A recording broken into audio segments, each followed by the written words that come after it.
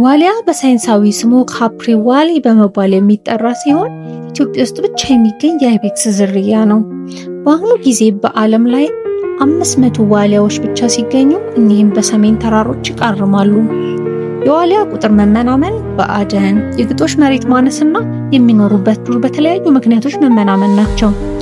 ዋሊያን ለምግብነት የሚጠቀም የዱር እንስሳ ጅብ ሲሆን ሕፃን ዋሊያዎች በቀበሮና በተለያዩ የዱር ድመቶች ይታደናሉ።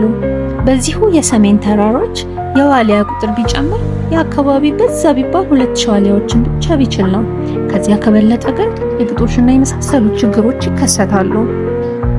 ዋሊያ በሰሜን ተራሮች የሚገኝ ሲሆን ይህ የሰሜን ተራራ በሰሜን ጎንደር የሚገኝ የተራሮች ሰንሰለት ሲሆን ከኢትዮጵያ ከፍተኛው ተራራ አስዳሽንም በዚሁ ሰንሰለት መካከል ይገኛል።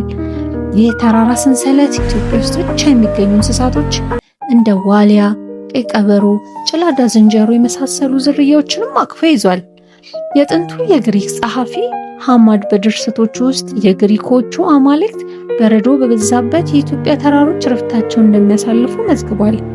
በአንዳንድ ተመራማሪዎች ዘንድም ይህ ተራራ የሰሜን ተራሮች ሰንሰለት ነው ተብሎም ይታመናል።